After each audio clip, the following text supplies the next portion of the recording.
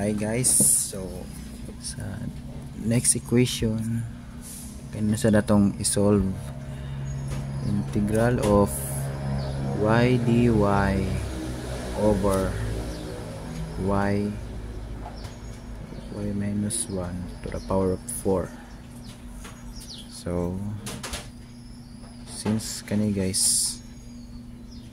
namin siya sa ubos ato ni sa ibaylo balin kanina sa denominator ato balin sa numerator,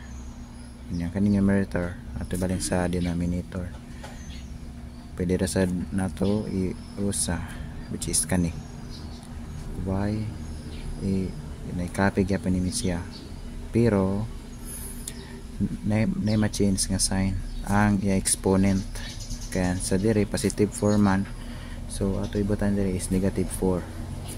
Yeah, don't forget to copy the dy. Yeah, ato sa ni kan derive sa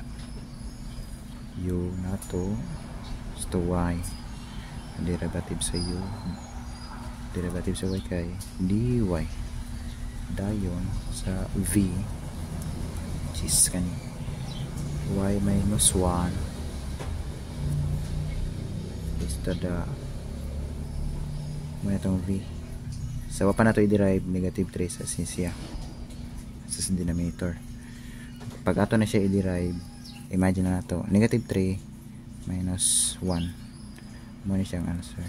na kani siya constant naman so 0 na ni siya. Ang mabili na lang is kanina sa numerator which is y minus 1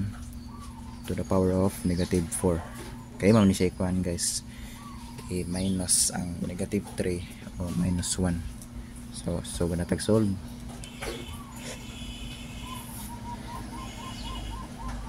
Y put a bracket atong kuan v y minus 1 negative 3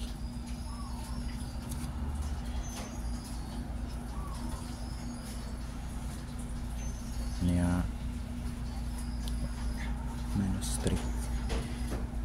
minus integral of the bracket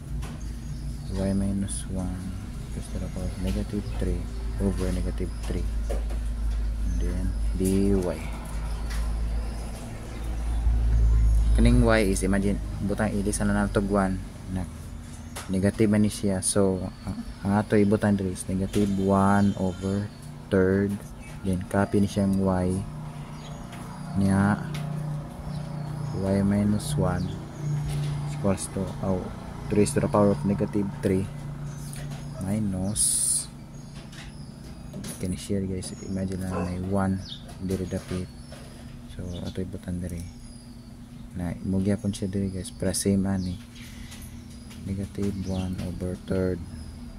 then copy ni siya guys kaning y minus 1 raised to the power of negative 3, then copy the dy also, so copy again negative 1/3 y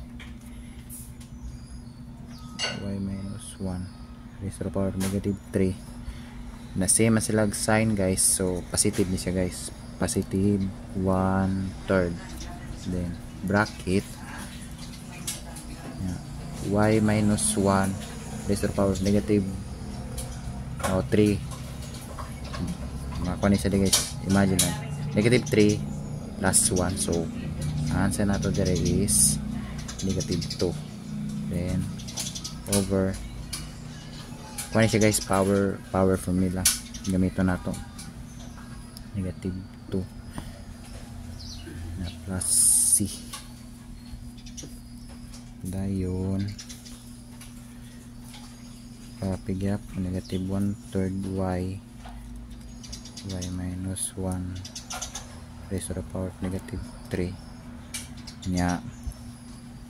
different sign man sila guys, so negative ang kanani positive 1/3